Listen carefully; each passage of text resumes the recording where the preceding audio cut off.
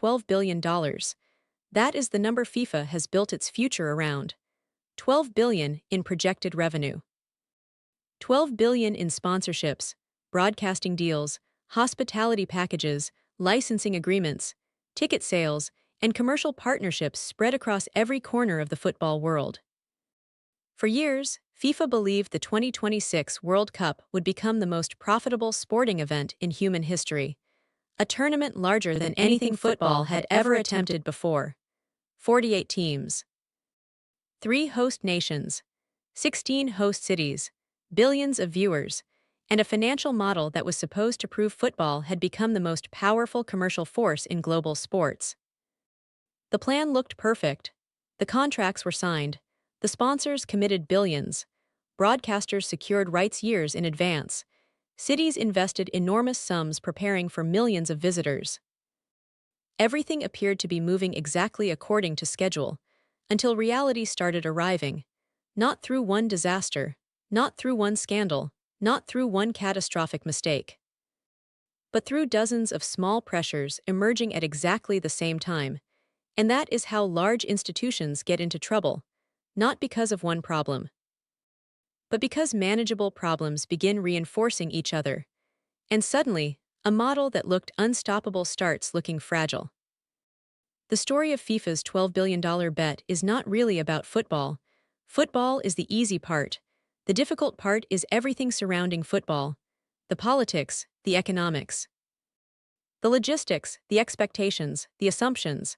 And right now, those assumptions are being tested in real time.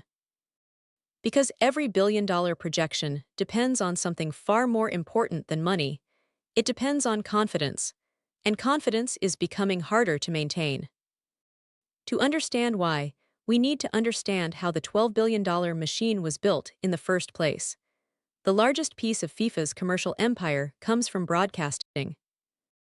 Without television and streaming rights, the entire financial model falls apart. Broadcasters pay enormous sums because the World Cup attracts audiences unlike anything else on Earth. Entire nations stop. Cities pause, families gather, billions watch. That attention creates value, and that value creates revenue. But broadcasters do not simply buy football, they buy certainty. They buy predictability. They buy the expectation that the tournament will dominate global attention for weeks. The problem is that attention has become more competitive than ever.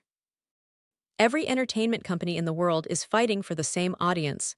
Streaming platforms, social media, gaming companies, short-form content. Every minute of viewer attention is now contested. And when attention becomes harder to capture, the value of broadcasting assumptions becomes harder to guarantee. Then there are sponsors. The global brands whose logos appear on stadium boards, television graphics, and promotional campaigns seen by billions. Most people think sponsorship is advertising. It isn't. Advertising sells products. Sponsorship sells association. Brands want to be associated with victory, celebration, unity, excitement, national pride. The emotional experience is the product.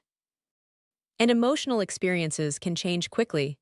When controversies emerge, sponsors become cautious, not because they stop supporting football, but because corporations are designed to avoid uncertainty. Every risk department inside every major company asks the same question. Does this investment still carry the same value it carried when we signed the contract? That question matters. Because when enough sponsors start asking it simultaneously, the financial environment changes. Not publicly, not immediately, quietly. Inside boardrooms, inside legal departments, inside private meetings where future decisions are being made. Then comes hospitality, one of the least discussed but most important revenue streams. The average fan buys a ticket. The premium customer buys an experience: private suites, luxury seating, corporate events, exclusive access. These customers spend thousands of dollars at a time. Losing a small percentage of premium customers can create a much larger financial impact than losing thousands of ordinary ticket buyers. And premium customers are often the most sensitive to uncertainty because they have options, many options. The challenge facing FIFA is that uncertainty has become one of the defining characteristics of the global economy. Inflation pressures, currency fluctuations, economic slowdowns, corporate spending reviews, travel costs. Every one of these factors affects consumer behavior, and consumer behavior ultimately determines whether projections become reality. The problem is that financial models are built using assumptions about spending, assumptions about travel, assumptions about demand, assumptions about confidence. Those assumptions looked reasonable when they were created. The world looked different. Economic conditions looked different. Political conditions looked different. Consumer behavior looked different. Now many of those assumptions are facing pressure simultaneously, and pressure creates consequences. The first consequence appears in spending patterns, not cancellations, not headlines. Spending patterns. A fan who planned to attend 3 matches now attends 1. A corporate client who planned to purchase a luxury package now purchases a smaller package. A sponsor who planned an aggressive marketing campaign becomes more conservative. A broadcaster who expected record-breaking audiences revises projections internally. None of these changes create major headlines, but together they create something far more dangerous. Momentum, negative momentum, because financial projections depend on growth. And growth depends on confidence. When confidence weakens, projections become harder to achieve. The second problem is perception. Perception may be the most valuable asset FIFA possesses. Football works because people believe in it. Sponsors invest because they believe in it. Broadcasters invest because they believe in it. Fans spend money because they believe in it. The moment confidence begins to weaken, every part of the system feels the pressure. That doesn't mean the World Cup is failing. Far from it. The tournament will still attract enormous audiences. The stadiums will still be full. The stars will still perform. The goals will still be scored. The trophy will still be lifted. But success and expectations are not the same thing. That is the critical distinction. The question is not whether the World Cup will succeed. The question is whether it will deliver everything the $12 billion model expected it to deliver. Those are very different questions, and history shows that giant organizations often struggle when expectations become too ambitious, because larger events create larger risks, more stakeholders, more complexity, more moving parts, more opportunities for unexpected problems. The 2026 World Cup is not just a football tournament. It is one of the most complicated sporting projects ever attempted. Multiple countries, multiple governments, multiple regulatory systems, multiple economic environments. Everything must function together. And the larger the system becomes, the more difficult it becomes to control. That is why some analysts are beginning to ask a difficult question.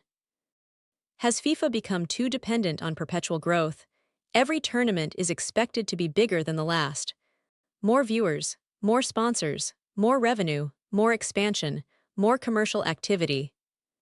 But growth eventually creates its own challenges, because expectations rise faster than reality. And when reality fails to match expectations, disappointment follows. Even if the event itself remains successful, that is the paradox FIFA now faces. The tournament may still be extraordinary. The football will almost certainly be extraordinary. The players will create unforgettable moments. The fans will create unforgettable atmospheres. The world will watch. But none of that automatically guarantees the $12 billion target. Because financial success is measured differently. Not in goals, not in trophies, not in celebrations, in numbers, reports, contracts, revenue statements, economic studies. The real verdict on FIFA's $12 billion bet will not arrive during the tournament. It will arrive afterward, when sponsors review performance, when broadcasters analyze viewership, when host cities calculate economic impact, when corporations decide whether future investments are justified. That is when the numbers will tell the full story. And that story may look very different from the one FIFA imagined years ago, because the biggest risk was never football. Football was always going to deliver. The biggest risk was believing that the world surrounding football would remain stable enough to support the largest commercial sporting project ever created. That was the bet. A $12 billion bet. And right now, that bet is being tested in real time.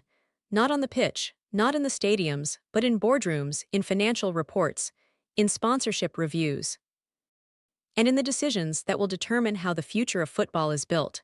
The matches will end, the trophy will be awarded, the celebrations will fade, but the question will remain. Did FIFA's $12 billion vision become the greatest commercial success in football history? Or did reality prove that even the world's biggest sporting institution cannot control the forces shaping the modern world? Because when the final whistle blows, the football story may be over.